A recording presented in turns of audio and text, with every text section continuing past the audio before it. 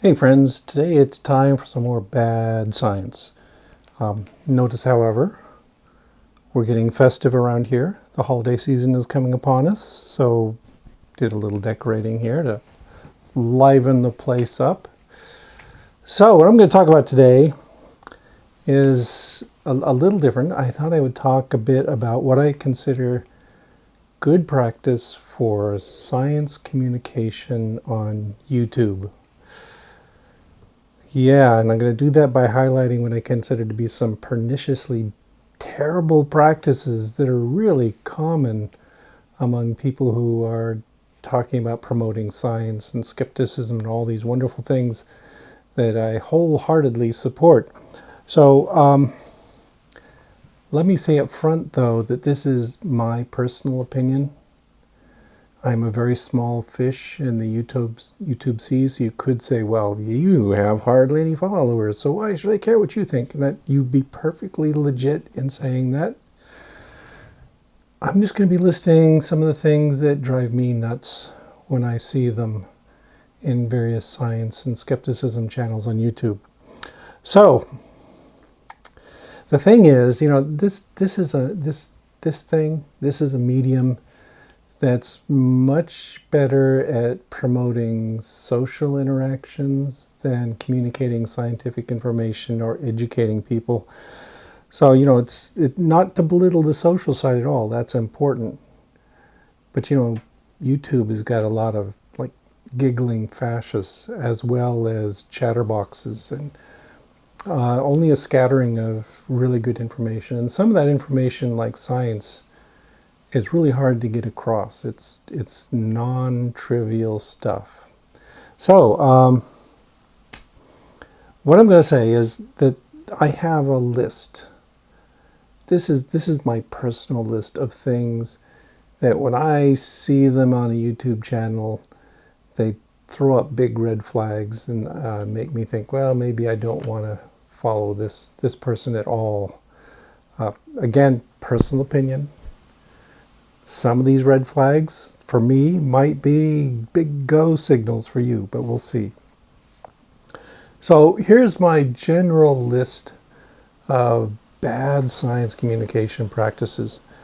One is debates. Don't have debates. No debates. Debates are bad. I'll explain why. Also, these mobs, these gigantic live stream events, where you've got dozens of people chattering away at each other for hours. No, don't do that either. That's maybe fun. You may be entertained by it, but it's not good for good science communication. Another thing is humanize. Really, this is kind of painful for me because look at me. This is not a beautiful face. This is not a charismatic personality, but I think it's really important that when you're talking about these issues, you at least try a little bit to, make eye contact and look at people and have them look back at you. So yeah, humanize. Another issue is authenticity. I see a lot of YouTubers posturing. They're putting on this big show of, and exaggerating their influence and talking about how powerful they are and how they're going to beat up that guy over there. Don't do that either. So please avoid those kinds of things. And then the other thing that I see happening all the time, and let me also mention, all of these things I've mentioned, I've been guilty of. I worry about them for myself. But the other thing is thinking big. It's really easy to get sucked into this vortex of trivialities because they're obvious and they're easy, and you end up discussing these things instead of the main point you want to make. And I don't think that's good for us. Okay, and again, maybe some of these things are fine for certain purposes. If you're just socializing, and who knows, that here in this pandemic, we need opportunities to just ramble on and socialize with other people. So, okay, yeah, go for it. But if your goal is simply to communicate scientific information, there are things to avoid. Okay, so let's talk about the first one, debates. No debates. I have done debates. Forgive me. I've done a great many debates. Sometimes I won, a few times I feel like, yeah, that kind of fell flat. So, it's guilty as charged right here. But debates are terrible.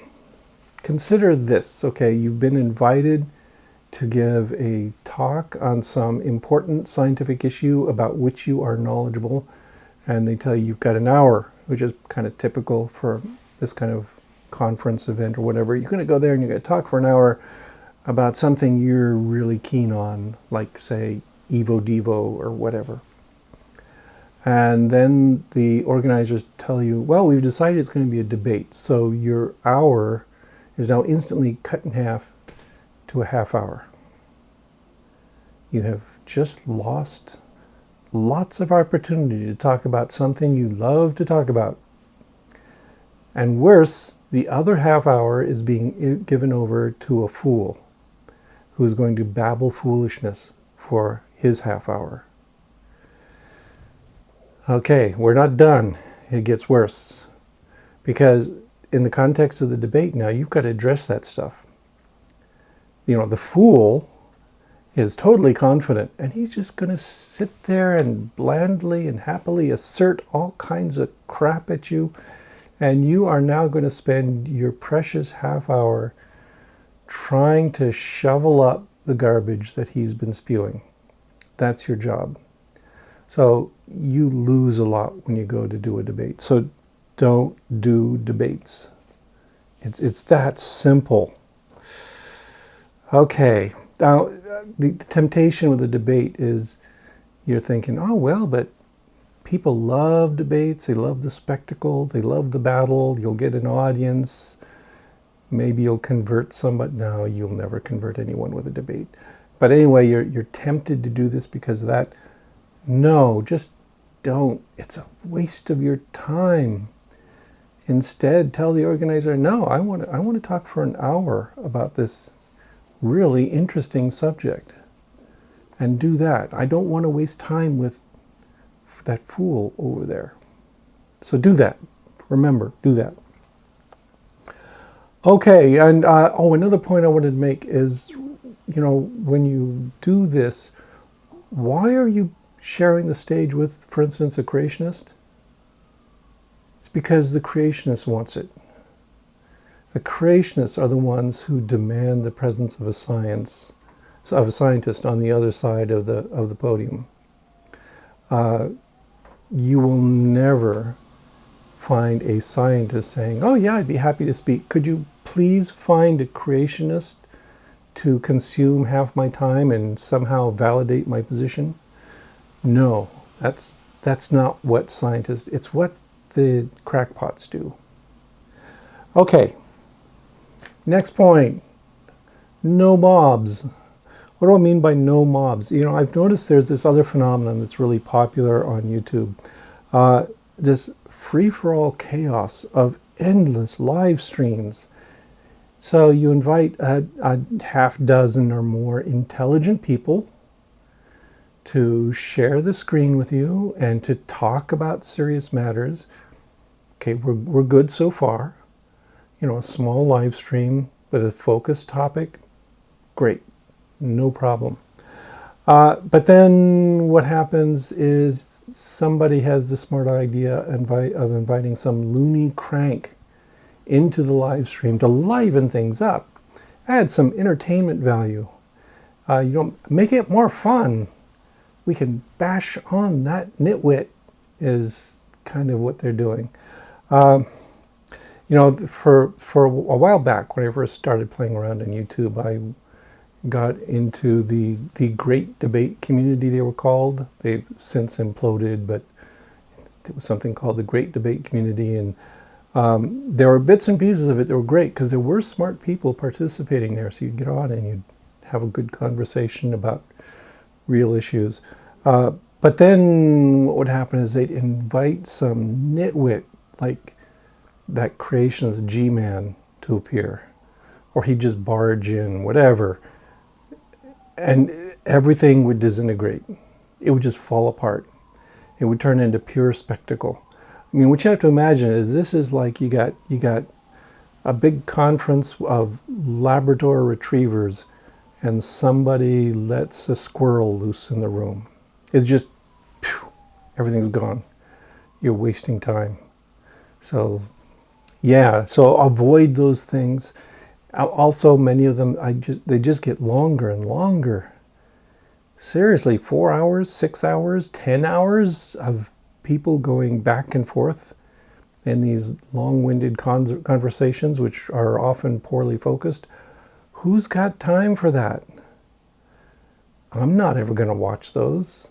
Are you? Okay, yeah, it's pandemic time. There might be some desperation there. All right, so I'll grant you that. But in normal circumstances, why would you waste time with such empty noise?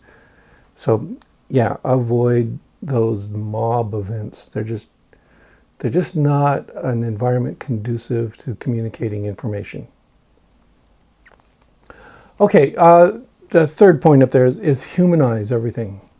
I hope everyone has learned their lesson by now, but early adopters of YouTube seem to think using a goofy cartoon avatar was the one way to establish distinctive branding for their channel, and it still drives me crazy. Why would you choose a cartoon duck, for instance, as your on-screen avatar, and then dress it up in a tuxedo, or have it carry a sword or an AK-47, I guess? Is it to make yourself look really tough? Simultaneously tough, sophisticated, and screwy. That's the message I get from this sort of thing. And I hate it. I really do. And I see a lot of popular YouTubers whose channel is afflicted with this need to continue this posturing with a cartoon character representing them. Now, yeah, look, there's a problem with what I'm doing here, putting my face on the screen, especially if you have a fear of public speaking, like many people do. It's tough sometimes. Yeah, I have a hard time just looking in the mirror in the morning, so here I am on YouTube talking to people. Ugh. Anyway, there are alternatives. You know what's better is putting up just a blank screen with maybe a static image of some sort, something tasteful, not a cartoon duck with an AK-47, just something simple and plain, abstract even, and just talk over that like it's a podcast. Good for you. That's not off-putting at all. Or do like I sometimes do, and you put up a PowerPoint presentation and you basically hide behind the slides that you're talking about, so you don't have to stick your face up there. That's also great. But the cartoon duck approach, no, that's a distraction. Please stop it, whatever you do. You wouldn't see Jacob Bernofsky or Carl Sagan or Bill Nye hiding behind an animated avatar of some sort. They have distinctive personas, and that's enough.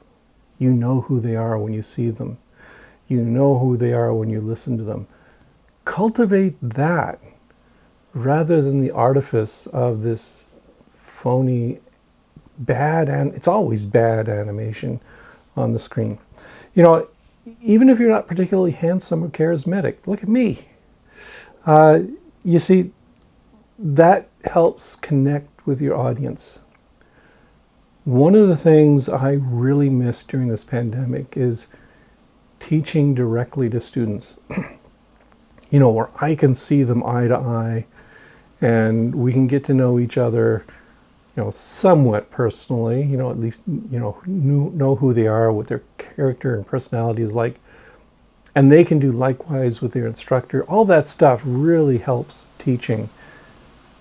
And here you are intentionally distancing yourself from the audience with a goofy avatar.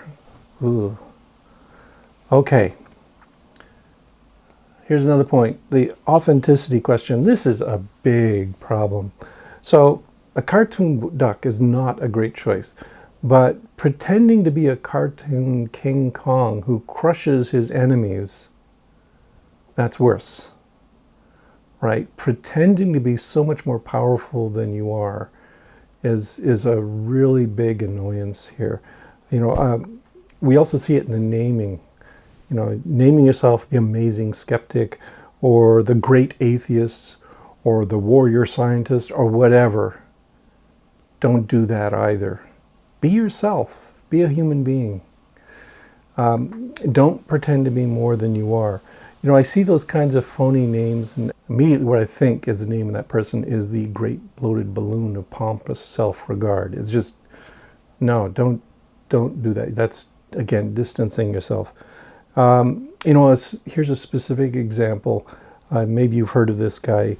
He calls himself Sargon of Akkad. How can anyone refrain from cringing when they hear that? I mean, it's not as if he is a scholar of ancient Middle Eastern history, or that he is some all-powerful conquering warrior king. He's some guy named Carl in England. That's it.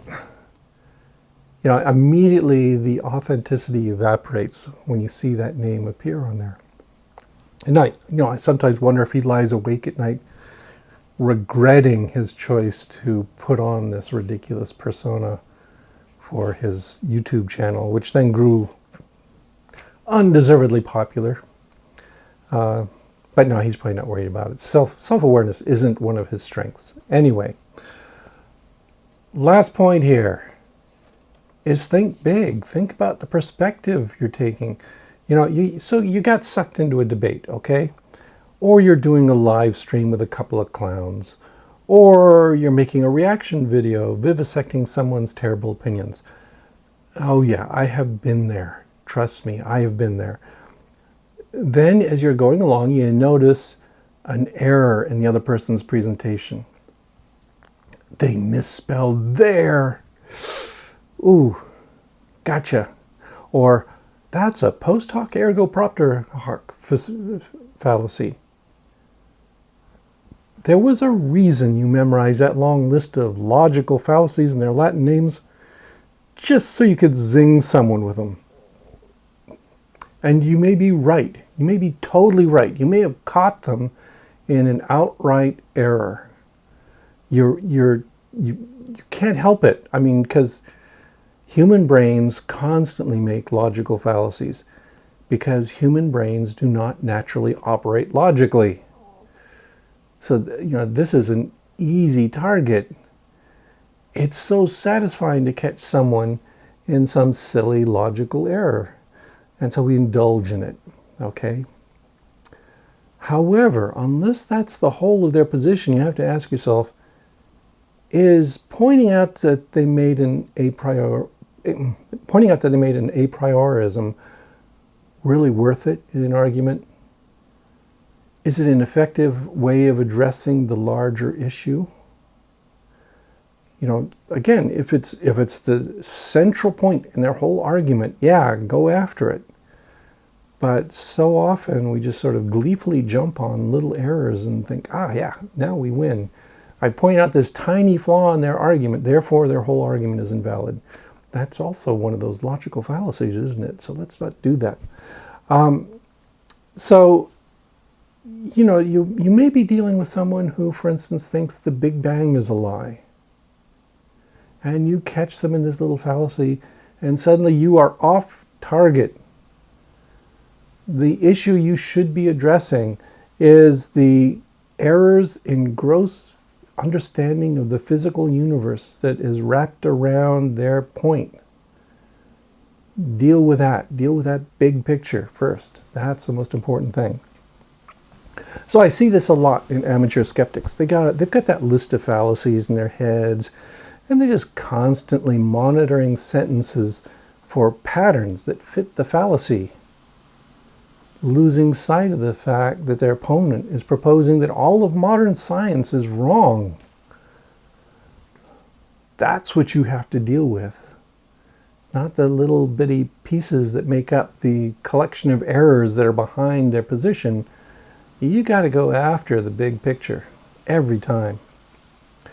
Okay, so that's my catalog of annoyances. Now let me turn your attention to one guy who embodies them all. I bring to you QuantumEraser.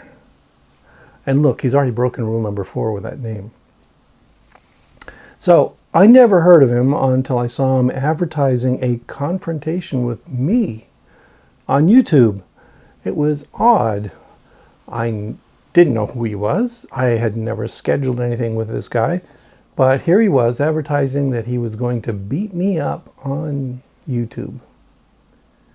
Ooh, scary. Okay, I later figured out, it wasn't easy to figure out from the way he was promoting it. I later figured out he wasn't proposing a debate.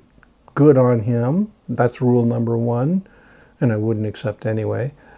But was planning to live stream criticisms of a live stream I did a year or so ago, before I got wise to, this kind of mob engagement. Oh God, yuck. I mean, really, he was going to play that old live stream while recording himself yelling at it. Already I'm horrified, appalled, and bored. Okay, this is a terrible approach to take. So I looked him up anyway and found that he also broke my rule number 3. Get ready for this. I'm going to play for you his intro video.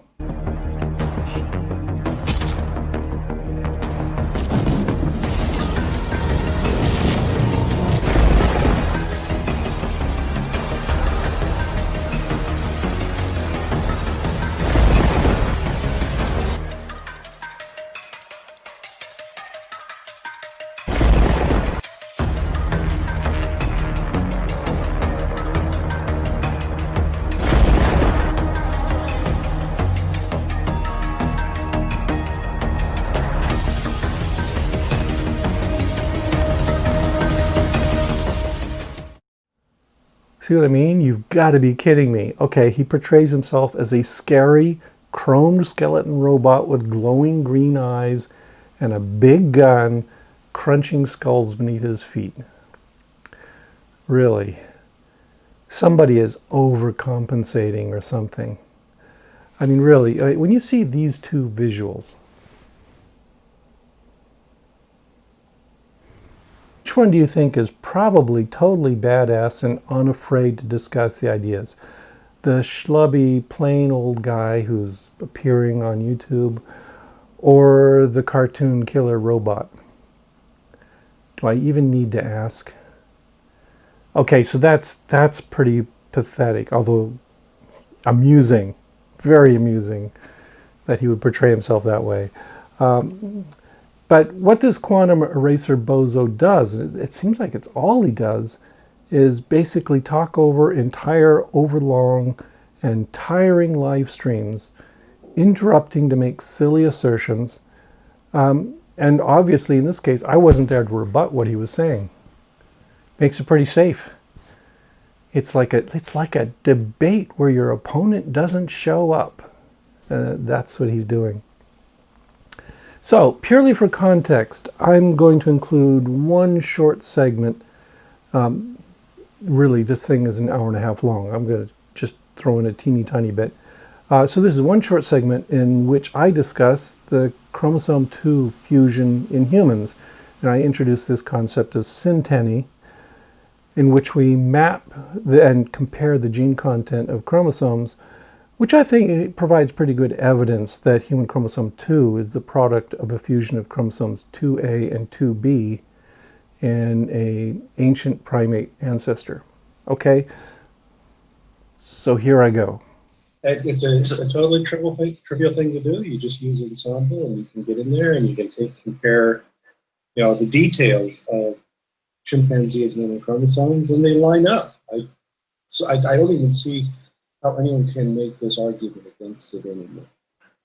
Well, that's what I was asking Chris for. I was like, look, if we could see there's an overwhelming synergy between these things, what is the other explanation? What is the plausible explanation besides the fact that our chromosomal makeup came from earlier populations, earlier species? Everything is kind of repurposed and recycled and changed.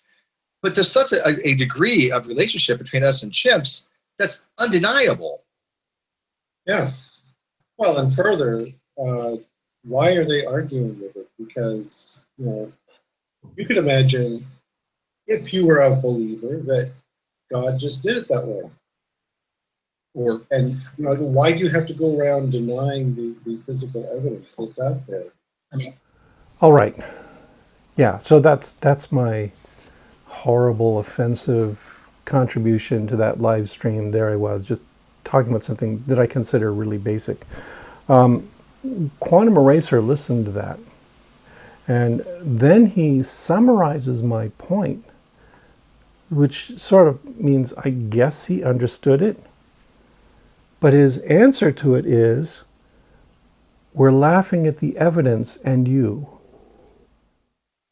So with PZ Myers, along with the human chromosome 2 fusion, why are they arguing with it? Why go around denying the physical evidence that's out there? Well, we're not. We're laughing at it and you. Say what? Okay, that's not a substantive response. I would ask him, why do you disagree with the evidence? What is your alternative proposal? But he doesn't go on to answer any of that. Throughout this video, it's sufficient for him to say, I think that's funny. I'm laughing at you. Logical error. And then he goes on.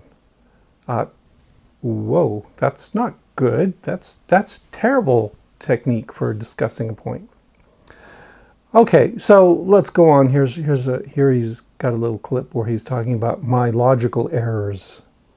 Dr. Tompkins from AIG, or anyone else for that matter, shouldn't have even entertained, much less written on, the complete argument from ignorance, affirming the consequent, and begging the question fallacy.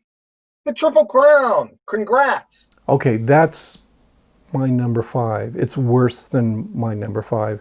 So he rattles off a list of logical errors that he memorized somewhere, but he doesn't say specifically where or how I erred. Where's the argument from ignorance in my statement, for instance? If he wants to say that I made that kind of error, you should say where I made that error, because I'm looking at what I said, and no, it wasn't there. No argument from ignorance. Okay, then he continues. He's got demands. So back to, okay, let's look at scientific evidence from the Law Dictionary. The testing of a hypothesis or theory that is objective and in a controlled environment. Where did we hear that before? So, and I know this is going to sound like Greek to you, but where's the formal Centene scientific hypothesis, then experiment that is a hypothesis test that validates your physical evidence, PZ?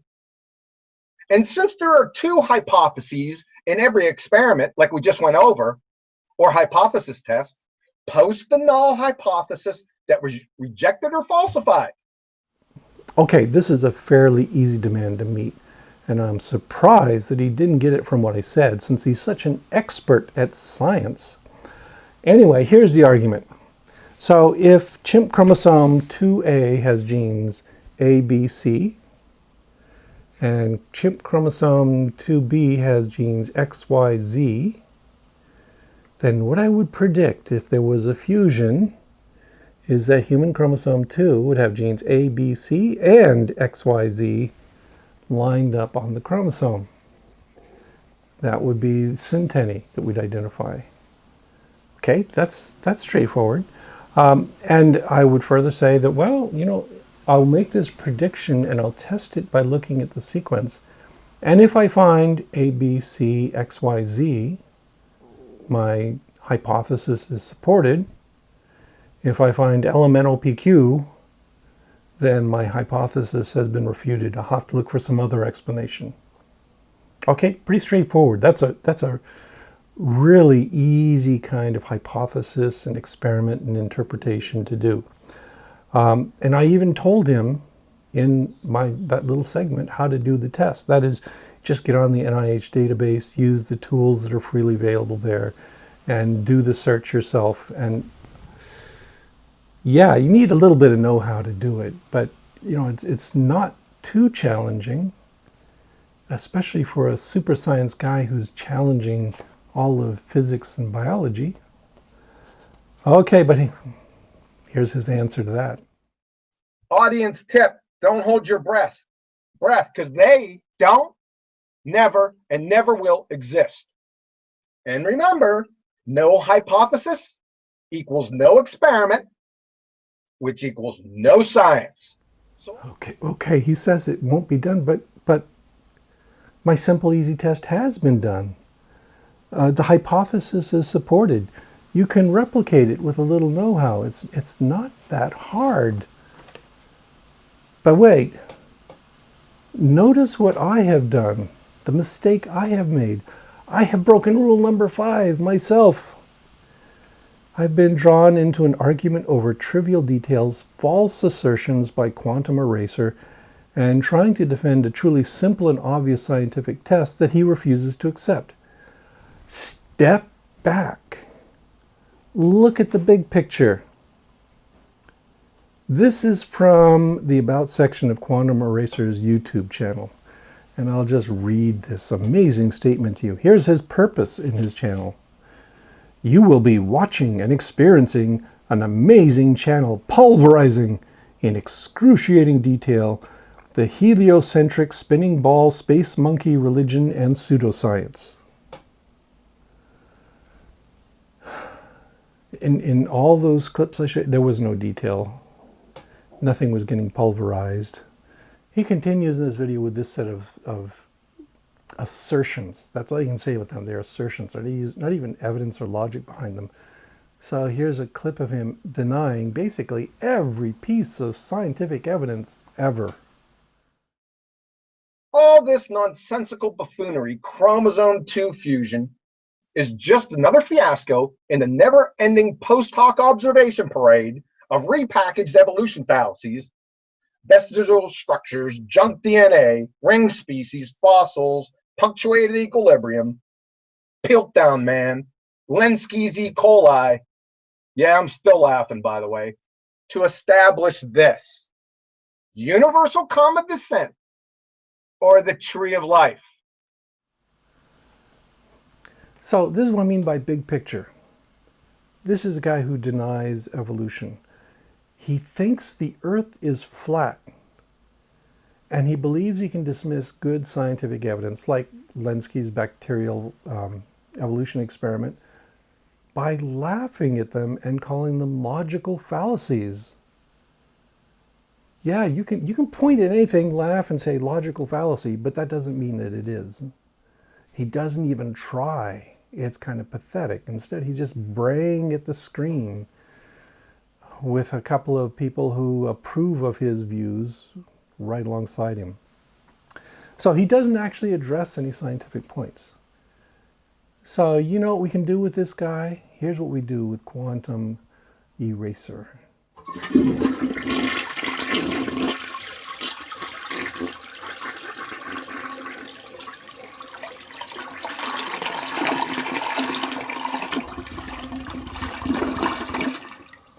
All right, gang, enough of that. Time to acknowledge my patrons and also to do the folder roll I've noticed other YouTubers doing.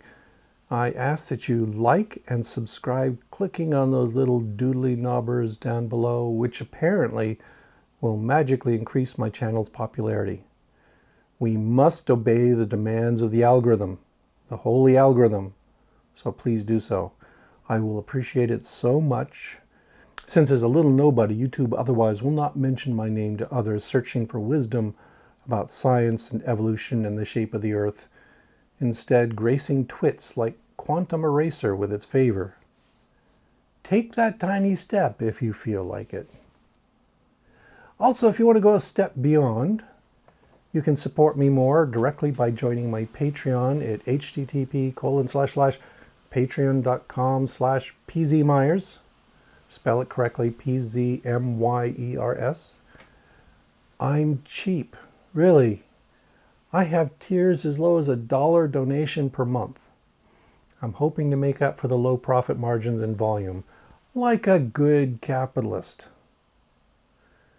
I also have plans for the future that your support will enable. I am a full-time college professor, which limits my available time for making things like YouTube videos. But thanks to the pandemic, yeah, isn't that weird to say that? Thanks to the pandemic, one virtue of the pandemic. My semester ends early on Thanksgiving, and it doesn't resume until late January. What should I do? Well, one idea I have is a weekly series of short videos exploring the world of Evo Devo. If you want to encourage me in that, joining my Patreon would help. Knowing me, though, I might do it anyway, even without more support. I'm not in this for the money. It's nice, but yeah. Christ, I'm a bad capitalist. Okay, until next week. Bye. See you later. Talk to y'all next week.